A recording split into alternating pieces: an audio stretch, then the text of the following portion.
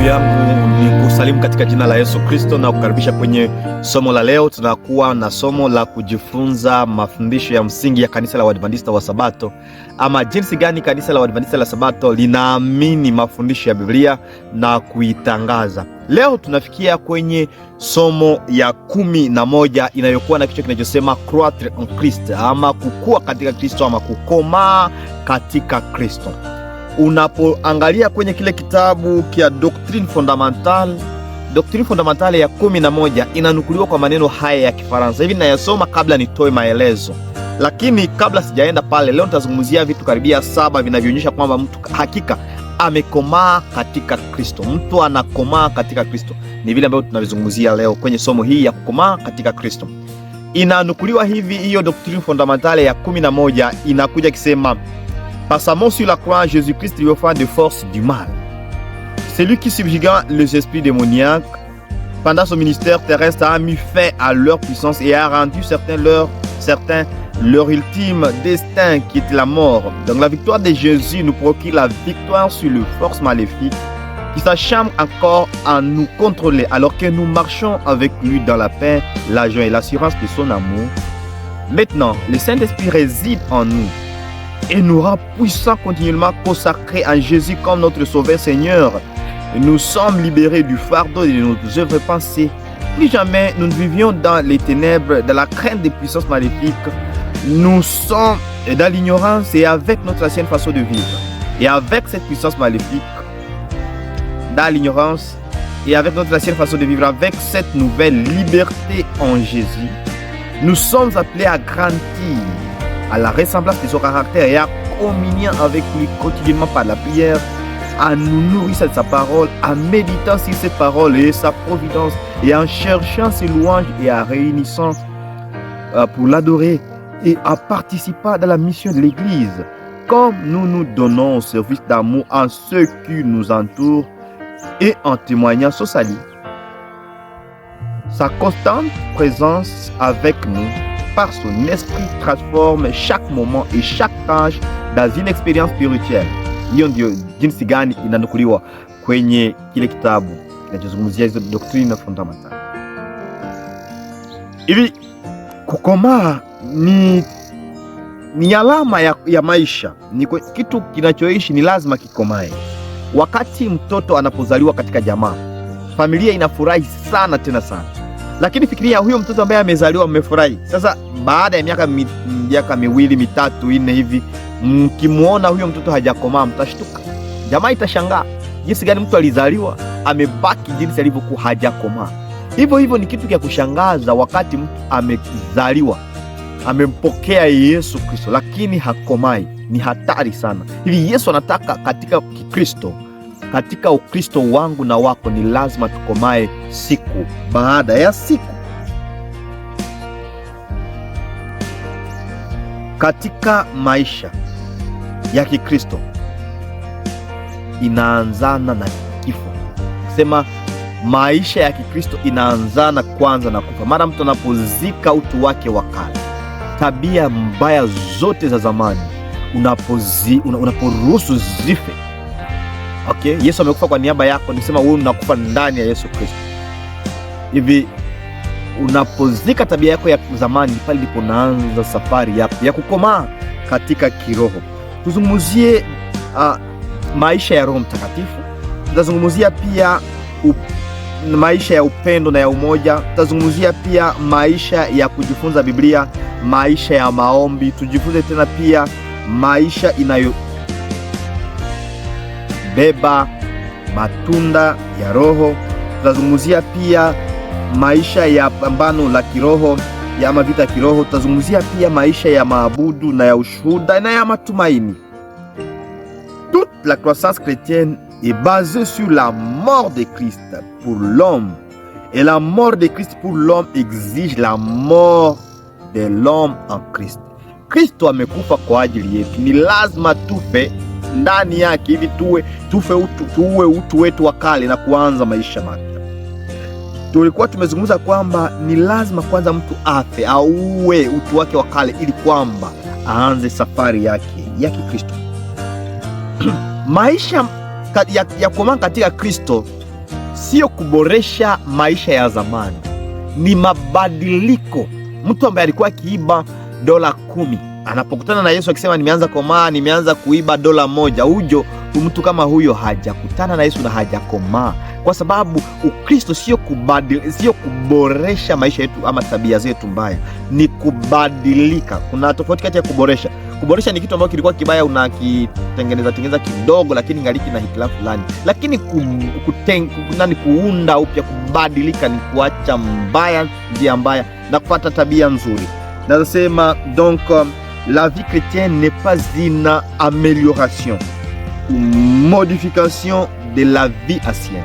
C'est une transformation de nature et de caractère. Ni lazima kuwe mabadiliko, sio tu kuboresha. Tuzungumzie sifa ya kwanza inayoonyesha kwamba mtu hakika amekomaa katika Kristo. Hiyo sifa ya kwanza ni maisha yanayojazwa na Roho Mtakatifu. Hivi pasipo Roho Mtakatifu huwezi komaa katika Kristo. Hata pasipo Roho Mtakatifu huwezi kuanza hata kuwa Mkristo. Sans le Saint-Esprit, on ne peut même pas commencer à être chrétien. Ukisoma kwenye Yohana sura yake ni ya 3:5 na Yohana 16:8 inaonyesha kwamba Roho Mtakatifu ndiye anatuongoza. Mtu amekomaa na Roho Mtakatifu, anajazwa na Roho Mtakatifu. Roho Mtakatifu ndiye inaongoza maisha yake. Je, Roho Mtakatifu anakuongoza rafiki yangu? Jambo la pili, sifa ya pili, ile ya kwanza ilikuwa la vie par l'esprit, donc maisha yanayojazwa na Roho Mtakatifu. Ya pili, la vie d'amour et d'unité, maisha ya upendo na umoja. Yohana 13:34 hadi 35. Yesu anasema tupendane sisi kwa sisi mpaka watu wote wajua kwamba sisi ni wa mitume wake. Kwa maneno mengine, mojawapo wa sifa zinazoonyesha kwamba wewe ni Mkristo na umekomaa katika Kristo ni mara unapopenda jirani yako, mara unapopenda maadui zako, mara unapopenda hata wale ambao hawastahili kupendeka. Itaonyesha ya kwamba wewe una upendo. Ni lazima tupendane sisi kwa sisi, tupende hata maadui yetu. Sifa ya tatu, c'est une vie d'étude de la Bible, maisha ya kusoma Biblia. Hivi sawa sawa na jinsi afya yetu, tunakuwa na afya kwa sababu tunafanana kile tunachokikula. Hivi mtu asiyekula chakula ya kimwili hana afya nzuri ya kimwili. Hivyo basi kwa maisha yetu ya kiroho ya Kikristo, usipokula neno la Mungu ambayo ni maandiko matakatifu, huwezi kuwa na tabia na afya njema ya kiroho.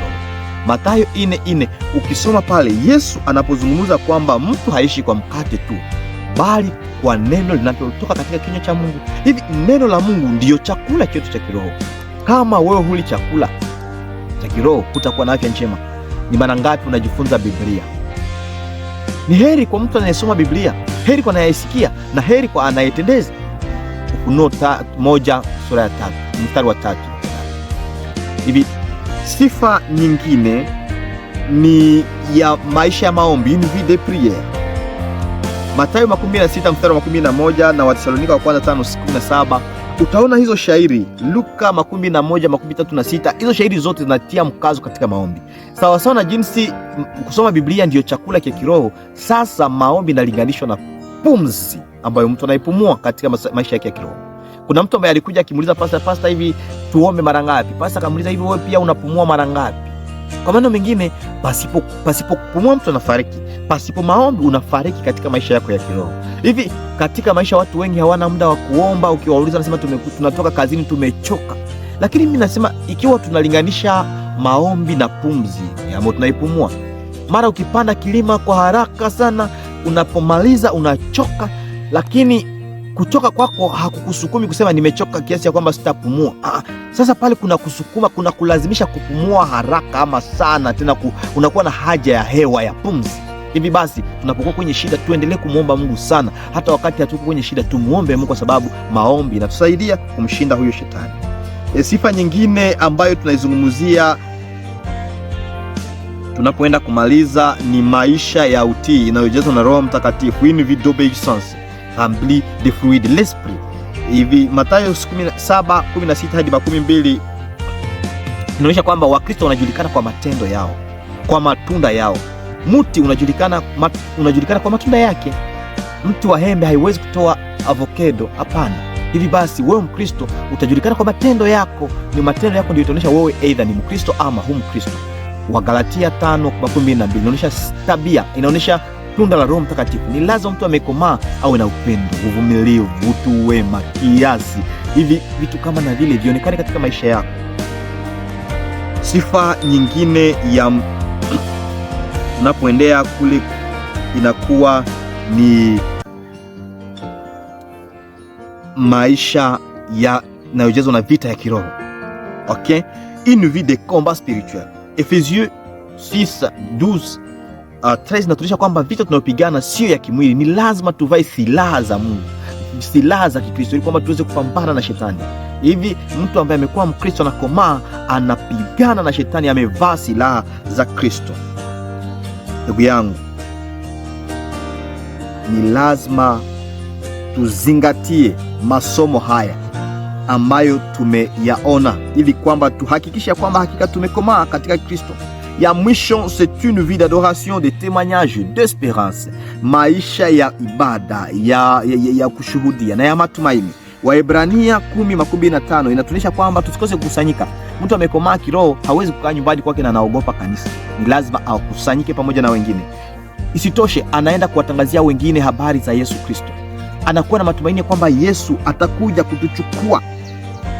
Matendo ya Mitume sura ya 2 mstari wa 12 hadi 17 inaonyesha kwamba kanisa la awali, kwa sababu walikuwa ikomaa katika Kristo, walikuwa wakikaa pamoja, wakigawa pamoja na wakiomba pamoja, wakusanyika pamoja. Na kusanyika kwetu katika kanisa gani? Asante kwa somo la leo, tunamshukuru Mungu. Ni lazima maisha yetu ikomae, kwa sababu isipokomaa tutakuwa watu wasiokuwa nao. Baba mtakatifu, tunashukuru kwa somo la leo. Umetuonyesha jinsi gani ni lazima tukomae katika Kristo. Utusamehe kwa muda wote ambao tulibaki jinsi tulivyokuwa. Umetuonyesha kwamba maisha yetu yanalinganishwa na mbegu ambayo inapoingia kwenye udongo ikioza, ni pale ndipo inakomaa na kutoa matunda. Tusaidie tufe, tuue utu wetu wa kale na tuanze maisha mapya, tukomae katika wewe, katika jina la Yesu Kristo. Mungu akubariki rafiki yangu. Komaa katika